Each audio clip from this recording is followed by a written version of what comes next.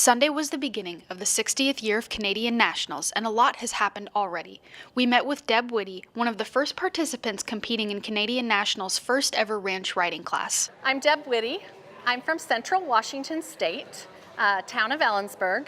This is a half-Arab gelding by Majik Sultan, and he belongs to Linda Fickett from Hamilton, Montana. So tonight we had the purebred ranch riding and the half-Arab ranch riding open classes. And I showed one in each class. And this last class that I came out of, Sultan was in the half-Arab ranch riding, and our purebred's already back at the stalls. So I happened to judge a lot of horse shows, and I have an NRHA and an NRCHA judges card, and I got introduced to ranch riding through judging the sports first, because it's a division that's come over from the stock breeds, and so I found a passion for the sport after getting a chance to learn the judging aspects of it, and then jumped on the bandwagon when people got excited about putting it in the Arabs, because I think it's a very valuable asset to our breed. The purebred that I showed, she's relatively new to ranch riding. This was only her third show. And so I was really wanting to just showcase the fact that she's very natural at it, and she's extremely gifted in her gaits. And so there wasn't a whole lot of training involved. She just does everything very easily, and I wanted to highlight that fact. Now Sultan comes to the ranch riding. This is his second year of doing this, and he's primarily been a trail horse, and so we've added ranch riding to his repertoire because he's very suited for the division. He's a great mover, and he's very happy doing his job. So he has to do a little bit more transitioning because the frame for his trail classes is slightly different than the frame for his ranch riding. And he also does the pleasure and the horsemanship.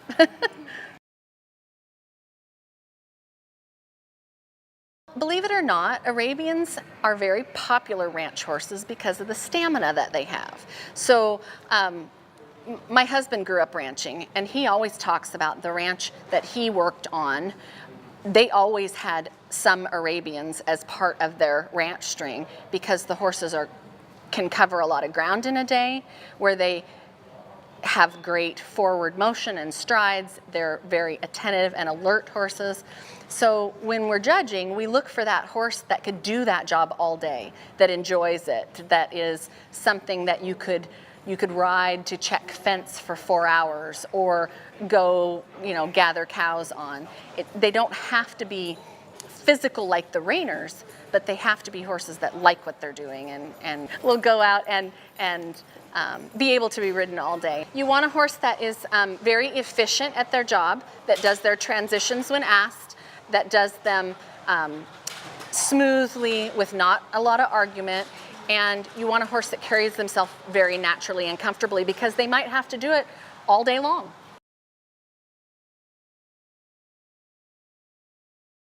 I have been coming to Canadian Nationals since 1981. The competition is always really deep up here. I love Brandon. I mean, not that the other cities are anything to frown upon, but we enjoy coming here, and we drive 2 days to get here. The other cities were closer for us, but we love coming here.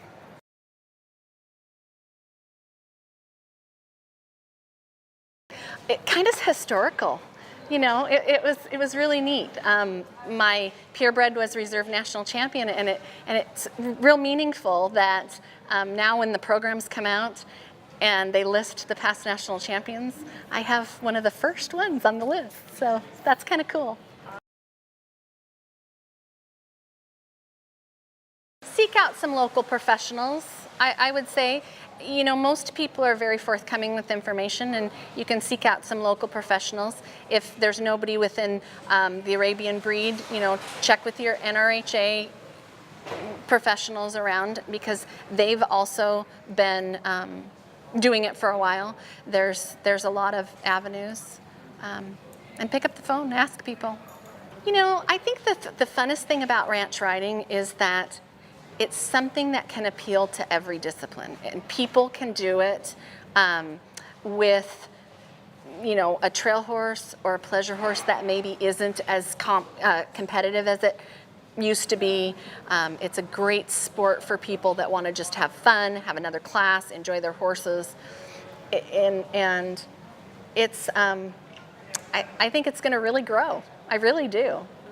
We also met with the birthday girl, Sandra Gilbert Stockhausen, who has been volunteering in the awards room at Canadian Nationals for many years. My name's Sandra. I work part-time in the awards room before the show, and then I'm a scribe in Western and dressage and sport horse for the show, and whenever I have a few minutes off, I come and help in the awards room again. It's my birthday today. I am officially a senior citizen. I think I started in about the early 2000s, and the show chairman owns the barn where my horse is, and I always say that he threatened he wouldn't feed my horse if I didn't come and work at the show. I started showing Arabians in 1990.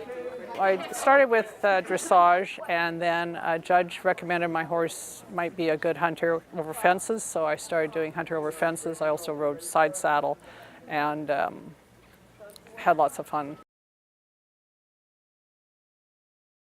For a big show, it seems more like a smaller show because there's a lot of friendly things going on, and I really like that.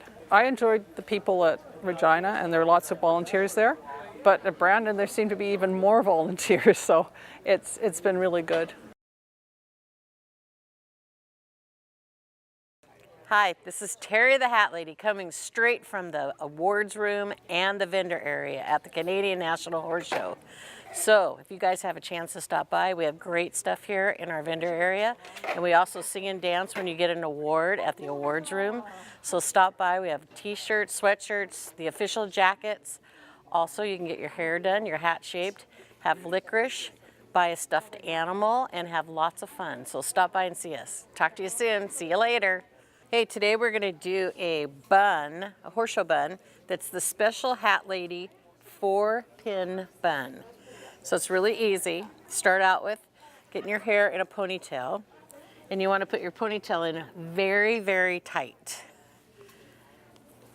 So try to wrap it around at least 2 or 3 times. If you have really thick hair, sometimes you use 2 rubber bands. Then we're going to spray the ponytail for making it go in its position properly. And this is a special trick that I use. I use my thumb, and I put it halfway between the hair, and I roll the end up on my thumb, and then I slowly roll it up under the rubber band. And then I use pin number 1, long bobby pin.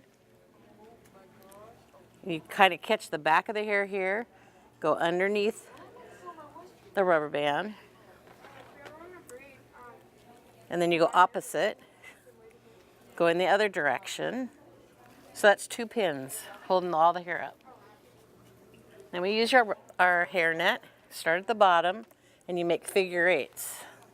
Number 1, number 2, and number 3. And then you start to shape your bun a little bit by lifting up the either edge. Then we have big giant hairpins, and you use them kind of like you did an old-fashioned comb, where you lift up the corner of the bun. I have my hair out of place there. Get to the back of the head, and then you rotate it and slide it in. Same on the other side. 4-pin bun.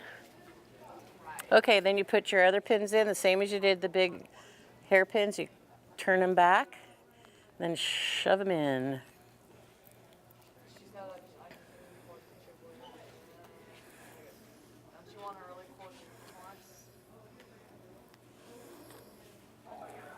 Perfect bun.